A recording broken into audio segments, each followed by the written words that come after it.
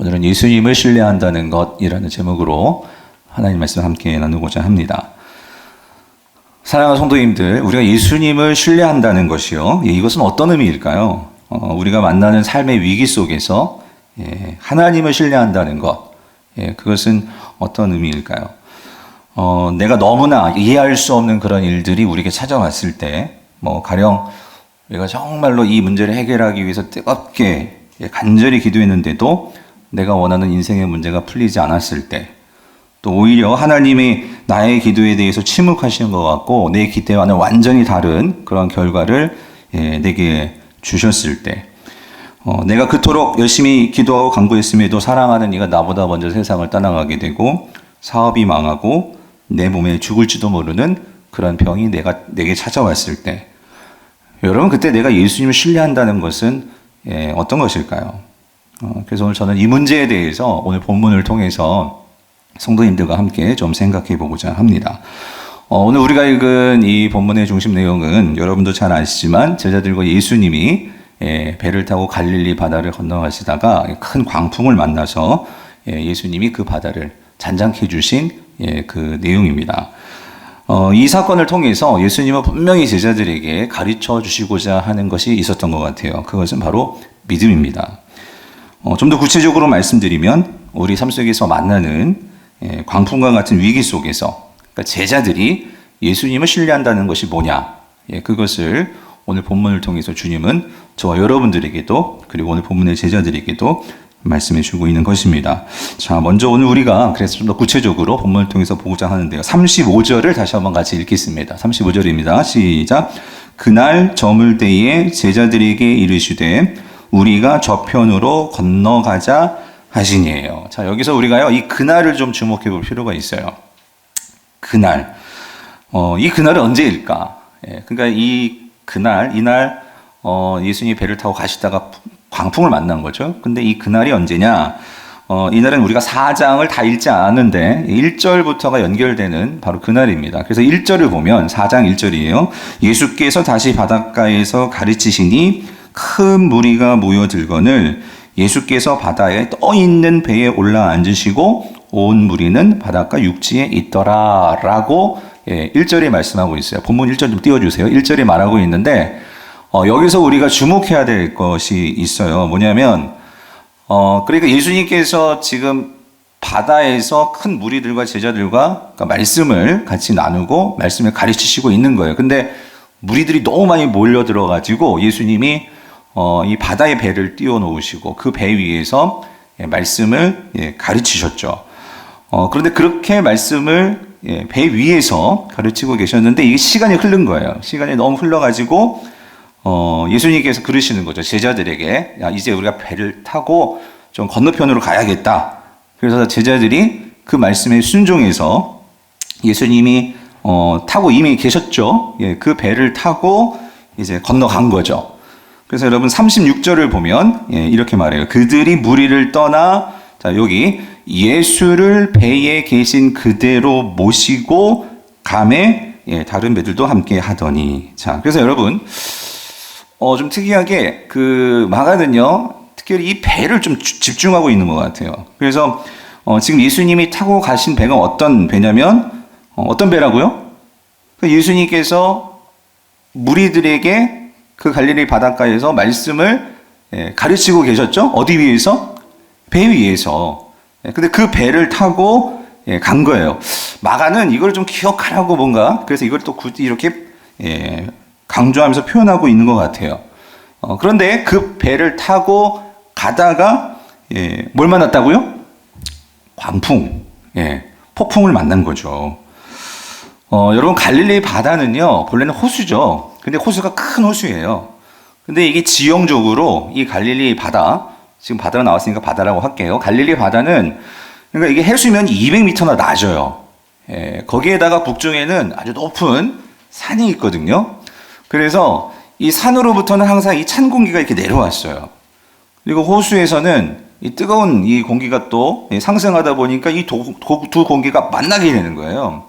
그럼 만나게 되면 어떻게 되냐면 이 갈릴리 바다, 이 한복판에서 항상 이렇게 돌풍이 일어나는 거예요. 돌풍이. 또 비도 내리고. 그러니까 이런 일들이 잦았어요. 그래서 또 때마침 이 배를 타고 가고 있는데 이 돌풍을 만난 거죠. 근데 여러분들도 잘 아시겠지만 예수님의 제자들 가운데는 어부 출신들이 있잖아요. 사실 이들은요, 그러니까 이런 갈릴리에서 바다에서 이런 돌풍을 만나는 것은 뭐 그렇게 큰 대수로운 일은 아니었던 것 같아요. 자, 근데 여러분, 아마 처음에는 이들도 그 돌풍을 만났을 때에 뭐 지나가겠지 그러면서 또 이거를 어떻게 배를 잘 움직일지 그들이 아마 애쓰면서 그렇게 그 상황을 헤쳐나오려 했었을 것 같아요. 그런데 이번에 좀 달랐던 것 같아요. 이번 돌풍은 여느 돌풍과는 좀 다른, 그래서 이 노련한 이 어부 출신의 제자들도 이 죽음이 두려워서 그것에 사로잡혀서 그들이 막 넋이 나가는 그런 돌풍이었던 것 같아요. 그래서 오늘 본문을 보면은요, 37절에 이 돌풍을 뭐라고 말하냐면 큰 뭐다?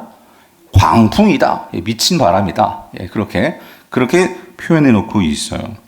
그러니까 이 광풍으로 인해서 막 제자들이 정신이 없어요. 왜냐하면 막 배에 물이 들어오고 아주 죽을 위기의 그런 초래할 정도의 그런 바람이 그들을 맞닥뜨린 거죠. 자, 근데 여러분, 이런 긴박하고 위기의 상황에 예수님은 뭐라고 계셨죠? 여러분 38절에 같이 한번 읽어볼게요. 38절입니다. 시작. 예수께서는 고물에서 베개를 베고 뭐예요? 주무시고 있는 거예요. 여러분, 이 고물은 배의 뒤편이죠. 그 뒤편에다가 아주 예수님 자리를 잡으셨어요. 베개를 베고 아예 거기서 아주 쿨쿨 주무시고 계신 거죠. 그러니 이 상황에서 이렇게 주무시고 계시니까 제자들이 예수님을 보고 어떤 마음이 들었을까요? 어떤 반응을 보였을까요?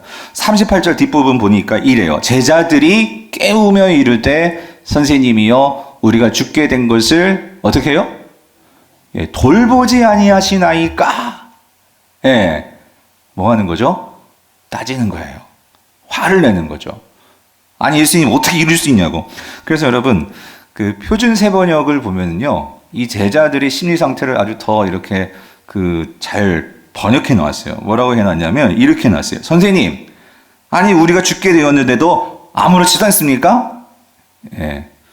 화가 난 거죠. 왜 그러냐면 여러분 생각해 보세요. 아니 주님이 배를 타고 가자고 하셨잖아요. 그러니까 그 주님 말씀에 순종해서 제자들은 배 타고 나갔을 뿐이에요. 그러면 예수님께서 이미 앞에서도 예수님은 놀라운 권능들을 행하시고 그런 것들을 경험했잖아요. 그러면은 이 광풍이 일어나지 않게 해주시고 주무시던가, 아니면 주무시다가도 지금 이렇게 난리를 치고 있으니까 깨어나셔가지고 제자들을 도와주시고 구해주시던가 그래야 되는데, 아니 우리가 다 죽게 되었는데도 그 사랑의 예수님이라는 분이 아무런 관심 없이 저렇게 태연하게 잠만 자고 계시니, 아니 이분이 정말 우리를 사랑하는 분 맞아? 하면서 이 제자들 마음 가운데에 그런 화가 나고 이 의심이 나고 그러는 거죠. 사랑하는 성도님들, 여러분 어떻게 생각하세요? 여러분들이 만약에 이 상황이라면 예수님께 어떤 반응을 보였을까요? 이렇게 격분하셨을까요? 어떠세요? 근데 물론 여러분, 저와 여러분들도 만약에 이런 다급한 상황이라면 뭐 이 정도까지는 아니더라도, 그죠? 하여튼 예수님께 서운한 마음 가질 수 있잖아요. 왜냐하면 이게 지금 죽느냐 사느냐 하는 문제잖아요. 그런 죽음의 공포가 확 들이차가지고 너무나 이 다급한 이 상황인데, 그런데 여러분, 저는 오늘 본문을 묵상하는 가운데 이들이 왜 이렇게까지 주님께 화를 내는 걸까? 이거를 묵상하는데, 여러분 여기에는요 이 믿음의 문제가 있더라고요. 믿음의 문제. 그러니까 즉 다시 말하면 이 제자들의 이 잘못된 믿음이 그들 속에 있었더라는 거예요. 성도님들, 제자들이 가지고 있었던 이 잘못된 믿음이란 뭔가? 여러분 그건요 이겁니다. 그러니까 예수님이 우리를 사랑하시기 때문에, 그러니까 예수님은 항상 우리들에 대해서 어때야 될까요? 협조적이어야 하신다는 거예요. 그러니까 내가 어려움에 처하면 예수님이 반드시 어떻게 해야 돼요? 마치 슈퍼맨처럼 우리를 어떻게 해야 돼? 반드시 구해 주셔야 한다는 거죠. 그리고 또 내가 올바르게 행동하면 예수님 반드시 내 인생을 어떻게 해야 돼요? 형통하게. 왜냐하면 내가 지금 순종했잖아요. 그러면 당연히 이런 어려움 없어야죠. 여러분 이렇게 제자들이 믿고 있었던 것은 아닌가? 이게 믿음이라고 생각하지 않았나. 그런데 여러분 어떠세요? 여러분 이건 진짜 믿음이 아닙니다. 이것은 내가 믿고 싶은 하나님을 믿을 뿐이죠.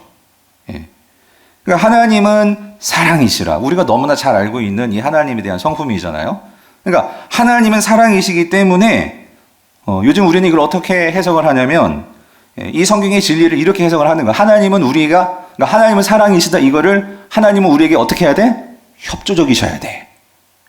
우리가 이렇게 하나님의 사랑을 내 입장에 맞춰서 해석하고 있지는 않느냐는 거죠. 성도님들, 사실 이것은 거짓 복음입니다. 이렇게 해석한다면 이것은 잘못된 거예요. 오늘날의 거짓 복음은 그러니까 예수님만 믿으면 그러니까 어려움 없다는 거죠. 예수님만 믿으면 모든 게 다 만사 형통이죠. 그래서 예수님을 믿으면 오직 번영의 복음, 형통의 복음, 그러니까 기쁜 복음이라는 거예요. 사랑하는 성도님들, 성경이 말하는 복음이 이런 복음일까요? 여러분 그렇지 않습니다. 복음은 우리로 하여금 진정으로 하나님의 사랑을 깨닫게 만들고 그래서 우리가 그 사랑에 감격하게 되면 여러분 우리에게도 어떠한 고난이 찾아올 수 있어요. 생각하지 못했던 이런 광풍이 들이찬다고요. 그런다 할지라도 이 복음은 우리로 하여금 그 사랑을 신뢰하기 때문에 그런 상황에서도 하나님께 격분하면서 어떻게 이렇게 우리를 놔둘 수가 있어요? 이게 따지는 것이 아니고 그런 상황에서도 감사하며 이겨나갈 수 있는 이 믿음을 주는 거, 여러분 이게 진짜 복음이죠. 그래서 사도 바울은 이 복음을 믿고 이 믿음으로 하나님을 신뢰했기 때문에 예수 그리스도를 신뢰하기 때문에 그는 평생의 삶을 그의 마지막 디모데후서에서 이런 간증으로 고백으로 말씀하십니다. 우리 디모데후서 1장 11절 12절을 같이 한번 읽어볼게요. 같이 읽겠습니다. 시작. 내가 이 복음을 위하여 선포자와 사도와 교사로 세우심을 입었노라. 이로 말미암아 내가 또 이 고난을 받되 부끄러워하지 아니함은 내가 믿는 자를 내가 알고 또한 내가 의탁한 것을 그날까지 그가 능히 지키실 줄을 뭐 한다고요? 확신함이라. 무슨 말이죠? 신뢰한다는 거예요.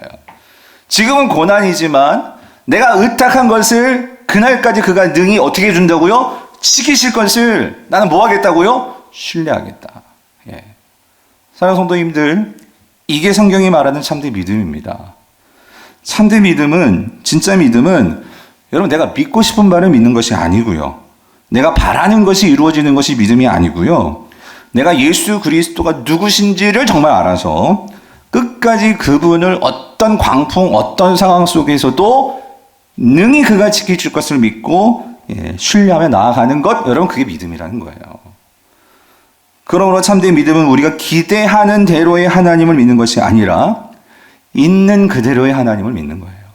성경이 우리에게 말씀해 주시는 그대로의 하나님. 그러나 오늘 본문에서 이 제자들은 실망했어요. 그래가지고 주님을 막 화를 내면서 깨웠죠. 그러나 예수님은 여러분 어떻게 하셨죠? 깨어나셨어요. 깨어나시고 나서 어떻게 하셨나요? 제자들을 향해서 야 너희들 어떻게 이 떡으로 이렇게 할 수 있어? 라고 주님은 그렇게 제자들에게 맞대응하지 않으셨어요. 주님은 그들에게 화를 내시지 아니하시고 깨어나셔서 제일 먼저 하신 것은 뭘 꾸짖으십니까? 제자들이 아니라 뭐였죠? 바람과 바다였다라는 거예요. 여러분 39절을 같이 보겠습니다. 39절 같이 읽어볼게요. 시작. 예수께서 깨어 바람을 꾸짖으시며 바다더러 이르시되 잠잠하라 고요하라 하시니 바람이 그치고 아주 잔잔하여지더라요. 자, 예수님은 그러니까 막 제자들이 막 화를 내고 자다가 주님 깜짝 놀라셨을 것 같아. 근데 그 상황에서 일어나셔서 뭐라 하셨냐면 바다와 바람을 꾸짖으셨대요. 그런데 어떻게 되었죠? 그 즉시 어떻게 되었어요? 그 바다와 바람이 잠잠해진 거예요. 고요해진 거예요. 여러분 여기서 우리 뭘 볼 수 있죠? 예수님의 주권이죠. 예수님의 권위죠. 그러니까 예수님은 만물을 뭐 하고 계시는 거예요? 다스리시고 계시는 거예요. 만물의 주인이심을 분명하게 보여주죠. 그래서 마치 여러분 그 옛날 서커스에서도 막 그 사나운 사자가 딱 조련사 앞에 서면 어떻게 해요? 꼼짝 못하는 것처럼. 그러니까 예수님이 그 성난 파도와 이 바람 앞에 바다 앞에 딱 서서 딱 딱 두 마디 하셨잖아요. 뭐라고? 말 길게 하지도 않으셨어요. 그냥 뭐라고? 잠잠해, 고요해 라고 하니까 그냥 바다하고 바람이 그냥 꽉 얼어버린 것처럼 그렇게 고요해지는. 여러분 이 모습을 누가 봤죠? 제자들이 봤어요. 그거를 봤을 때 이 제자들의 반응은 어땠을까? 여러분 어떤 것 같아요? 뭐 입이 떡 벌어지겠죠? 근데 그거보다도 오늘 그 상황 속에서 제자들은요 이걸 봤어요. 이 41절 같이 한번 읽어요. 41절 시작. 그들이 심히 두려워하여 서로 말하되 그가 누구이기에 바람과 바다도 순종하는가 하였더라요. 사랑하는 성도님들, 제자들이 좀 전만 해도 뭘 두려워했죠? 뭘 두려워했어요? 바다와 바람이었어요. 그죠? 그런데 그게 잔잔해졌잖아요? 그럼 다 문제 해결된 거잖아요. 와, 살았다. 근데 그게 아니라 다시 두려움에 빠진 거예요. 뭘 두려워하고 있죠? 누구를 두려워하고 있어요? 예수님을 두려워하는데 그냥 두려워하는 게 아니라 어떻게 두려워한다고요? 심히 두려웠다. 성도님들, 왜 제자들이 주님을 보고 심히 두려워하는 것일까요? 이제서야 보이는 거예요. 뭐가? 예수님이 풍랑보다도 더 어때요? 어마어마한 분이라는 것이 보이게 된 거예요. 광풍의 힘은 그 어떤 어부들도 그걸 통제할 수 없었어요. 그런데 예수님은 그 광풍을 통제할 수 있을 만큼 더 막강한 것이 보여진 거죠. 그러자 그들은 예수님을 어떻게 되었죠? 새롭게 인식하게 되는 거예요. 그리고 예수님을 다시 생각하게 된 거예요. 그래서 그들이 이제 질문을 합니다. 뭐라고 질문을 하죠? 41절 뭐라고 질문해요? 그가 누구이기에 뭐예요?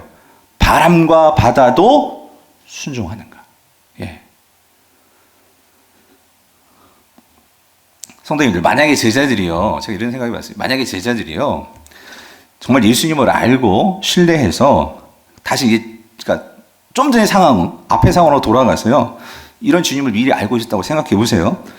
그러면 막 풍랑이 일고 막 바닷물이 막 배에 들어오고 그런 상황인데, 그런데 그 예수님이 지금 뭐 하고 계세요? 주무시고만 계세요. 그렇다면 어떤 반응을 보였을까요? 그러니까 주님이 저렇게 주무시고 계신 것은 뭐예요? 뭐보다 강하신 분이에요? 바다보다 강하신 분이잖아요. 광풍보다 강하신 분이잖아요. 그러니까 그분이 지금 주무시고 계시는 거예요. 그거를 만약에 정말 주님을 신뢰함으로 보고 있다면 여러분, 제자들에게도 이런 막 광풍이 막 그냥 휘몰아치고 그걸 봐도 어떤 마음이 들겠어요? 아무것도 아니지. 물론 마음이 만약에 거기에 사로잡히게 되면 두려움이 찾아올 거예요. 그렇지만 그때 뭘 봐야 돼요? 그런 폭풍우 상황 속에서도 뭐 하고 계세요? 편안하게 주무시고 계시는 누구를 봐야 돼요? 주님을 봐야죠. 그 주님을 본다면 제자들도 어떠할 수 있어요? 물론 풍랑은 일어요. 없는 게 아니에요. 풍랑이 일어나고 물은 막 들이차요. 그럼에도 불구하고 뭐에 빠지진 않을 수 있어요? 두려움에 빠지진 않을 수 있죠. 왜냐하면 여러분, 지금 이 배에 누가 계세요? 예수님이 계시잖아요. 그 주님이 우리와 함께 하시잖아요. 여러분, 예수님은 이 믿음을 갖기를 원하셨던 거예요. 단지 풍랑이 잔잔해지고 없어지는 것이 아니라 지금 이 배 안에 누가 나와 함께하고 계시죠? 만물을 다스리시는 그 주님이 지금 나와 함께하고 계신단 말이에요. 그거를 보고 이 제자들이 그 주님을 신뢰하는 이 믿음을 갖기를 원하셨던 거예요. 왜냐하면 여러분, 앞으로 이 제자들은 뭐 할 사람들이에요? 이러한 풍랑보다도 더 거센 로마의 박해와 여러 시험과 어려움, 그러함 속에서, 큰 광풍 속에서 뭘 세워야 할 사람들이에요? 교회를 세워야 할 사람들이었어요. 주님은 이들에게 믿음을 주시기를 원하는 거예요. 믿음을 가르쳐 주시기를 원하는 거죠. 그러므로 예수님께서 이들에게 두 가지 질문을 하십니다. 이 상황에서 주신 주님의 말씀은 이거였어요. 여러분 40절을 보세요. 우리 40절 같이 한번 읽어볼게요. 시작. 이에 제자들에게 이르시되 어찌하여 이렇게 무서워하느냐. 너희가 어찌 믿음이 없느냐 하시냐. 자, 이것도 두 가지 질문을 하십니다. 첫 번째 질문은 뭐죠? 어찌하여 이렇게 무서워하느냐. 두 번째 질문은 뭐죠? 너희가 어찌 믿음이 없느냐. 예, 이 질문을 하시는 거예요. 여기에는요, 여러분, 이 질문은 그 이면에 아주 중요한 의미들이 담겨 있어요. 먼저 어찌하여 이렇게 무서워하느냐. 예, 이 질문은 이런 거죠. 그러니까 내가 너희와 함께하고 있는데 상황이 나쁘다고 힘들다고 해서 어렵다고 해서 아니 왜 이렇게 절망하게 호들갑 떨면서 아니 왜 이렇게 무서워하느냐. 주님께서 이것을 말씀하시는 거죠.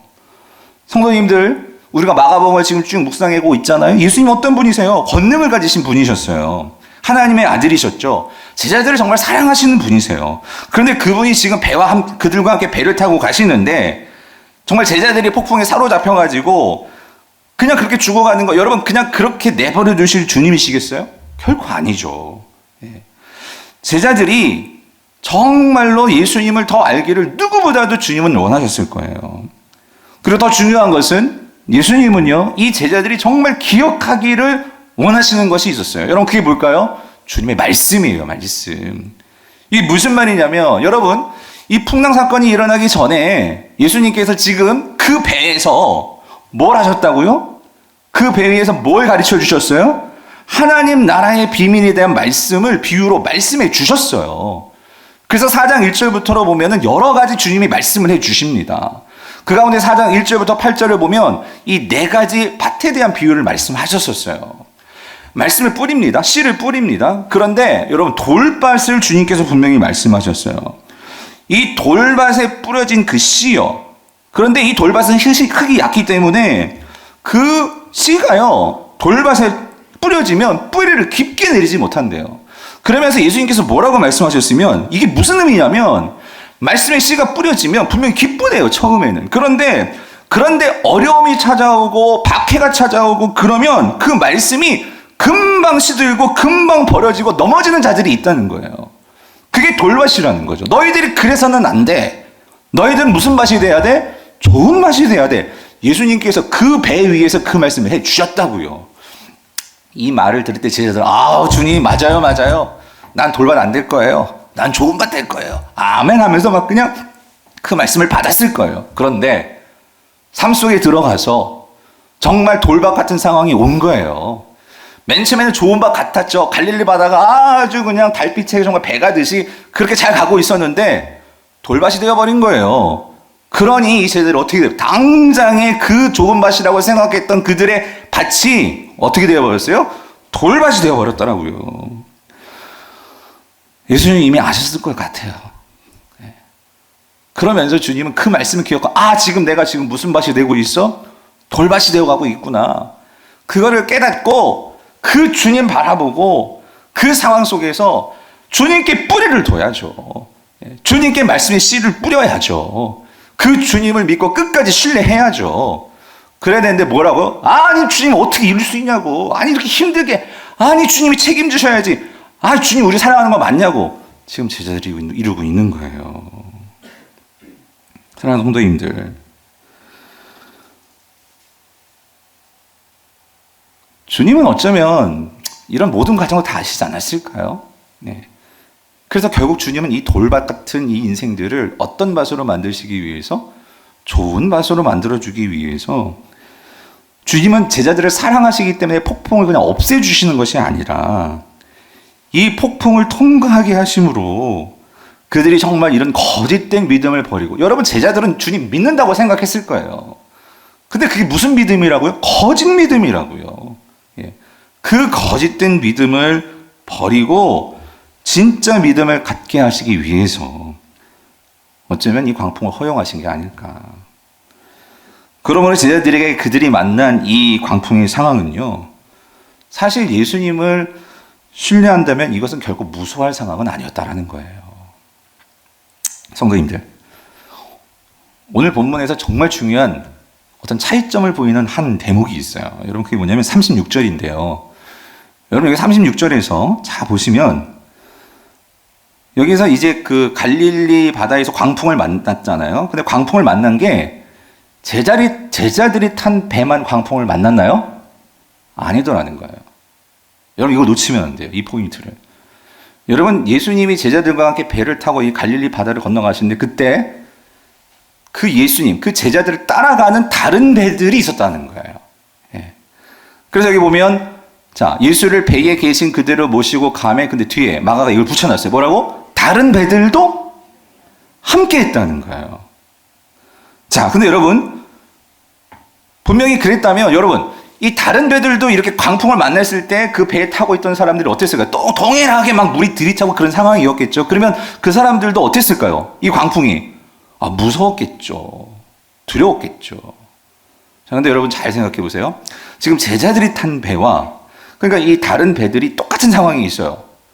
그렇죠? 똑같이 두려움의 상황이에요. 자, 근데 이 두 배 중요한 차이가 있죠. 뭐가 있어요?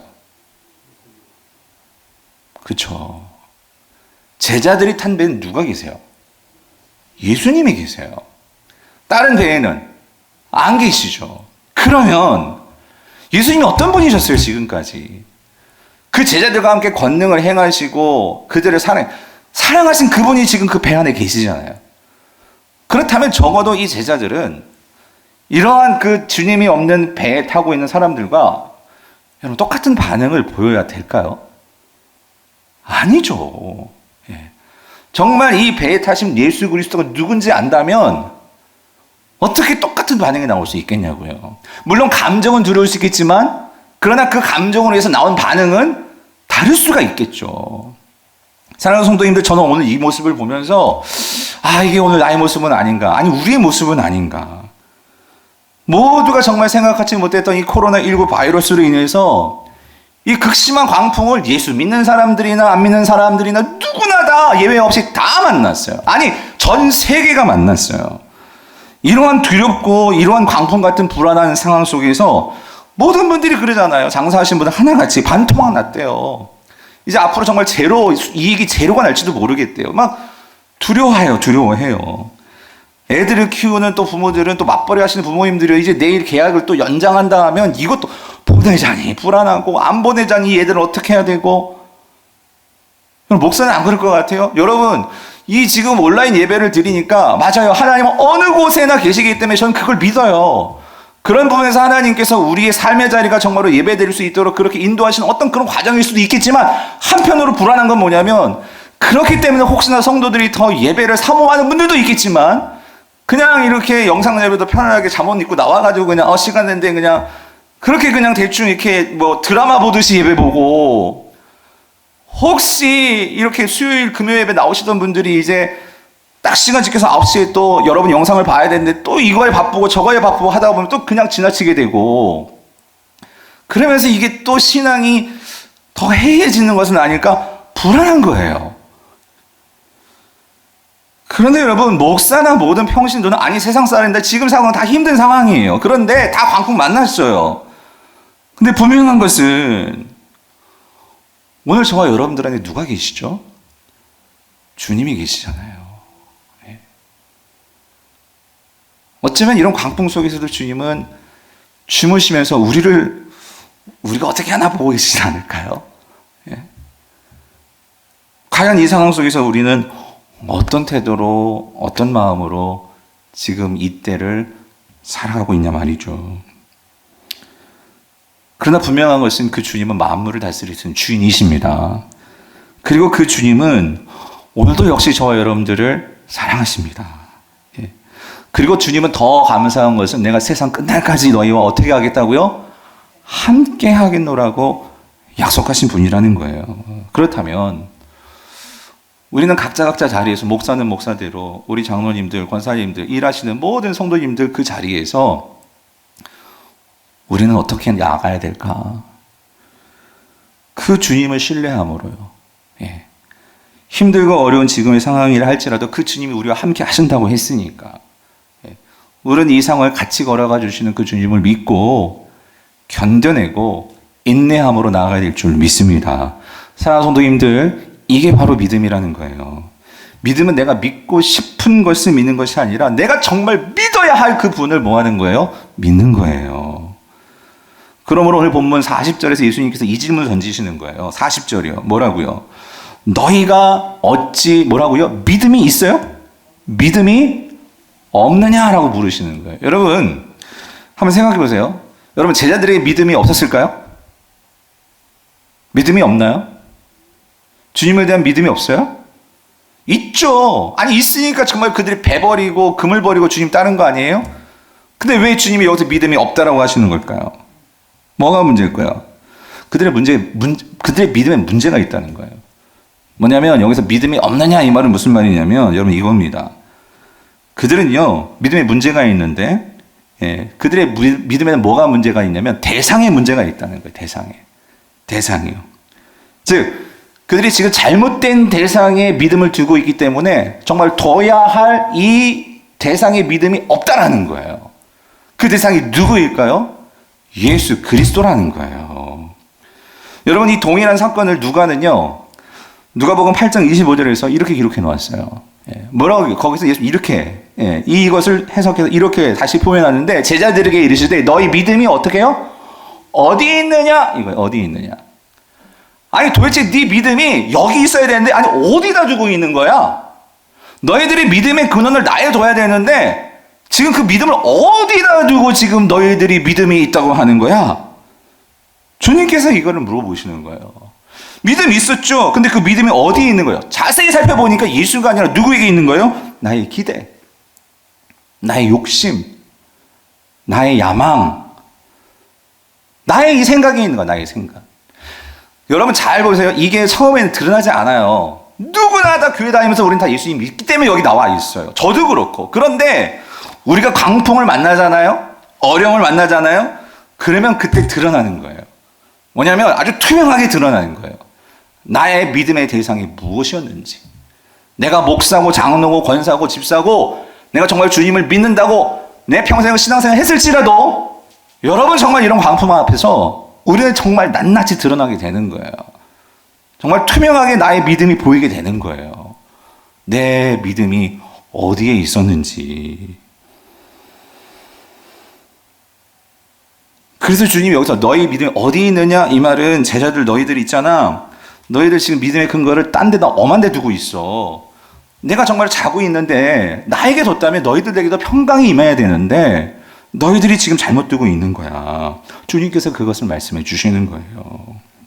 사랑하는 성도님들, 우리가 정말 예수님께 우리의 신뢰와 우리의 이 믿음을 둔다면 여러분 내 생각처럼 일이 안 될 때가 있어요. 그러면 분명히 예수님께서 우리를 돌보시지 않는 것 같은 생각이 들죠. 그럼 화나요. 저도 화날 때가 있는데 여러분 화나잖아요. 그런데 그럼에도 불구하고 정말 우리가 예수님이 누군지를 알고 그분께 우리의 믿음의 대상을 둔다면 우리는 그분을 따지는 것이 아니라 겸손하게 주님께 나아가는 거예요. 나아가서 주님의 도우심을 구하며 정말 주님이 나와 함께 하시기에 그분을 신뢰함으로 우리는 그분과 함께 이 상황을 견뎌내고 이겨내고 그리고 그 주님이 우리에게 힘과 지혜를 주시도록 그리고 주실 것을 믿고 그렇게 나아가는 거예요. 여러분 이게 믿음입니다.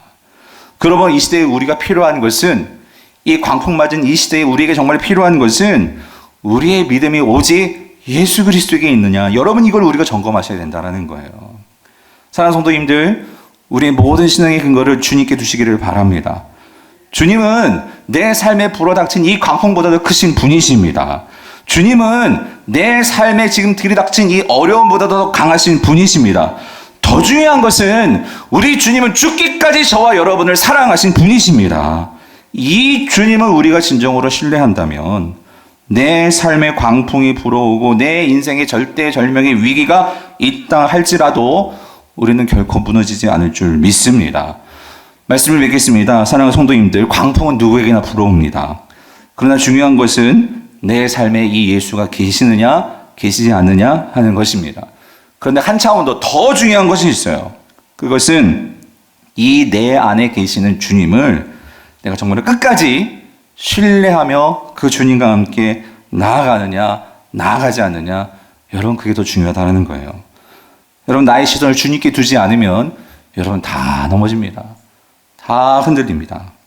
그러나 내 안에 계신, 나의 질그릇 안에 계신 이 보배 되신 예수 그리스도께 시선을 두고 그 주님께 나의 믿음을 두고 가는 자는 그 질그릇이 결코 깨지지 않을 줄 믿습니다. 그래서 이 고백을 한 자가 사도 바울이죠. 오늘 이 말씀 읽고 말씀을 맺겠는데 고린도후서 4장 7절부터 10절이에요. 우리 같이 한 목소리로 이 말씀을 또박또박 읽어보겠습니다. 시작. 우리가 이 보배를 질그릇에 가졌으니 이는 심히 큰 능력은 하나님께 있고 우리에게 있지 아니함을 알게 하려 함이라. 우리가 사방으로 우겨쌈을 당하여도 쌓이지 아니하며 답답한 일을 당하여도 낙심하지 아니하며 박해를 받아도 버림받지 아니하며 거꾸러뜨림을 당하여도 망하지 아니하고 우리가 항상 예수의 죽음을 몸에 짊어짐은 예수의 생명이 또한 우리 몸에 나타나게 하려 함이라. 아멘. 우리의 생명 되시는 그 예수 그리스도가 어디에 있어요? 여러분 안에 있어요. 내 안에 있어요. 이 보배 되신 예수님을 끝까지 신뢰함으로 주님 손 놓지 말고 이 상황 속에서 힘내시고 끝까지 견뎌 이겨내시는 우리 모든 사랑하는 성도님 될 수 있기를 주님의 여로 축원합니다.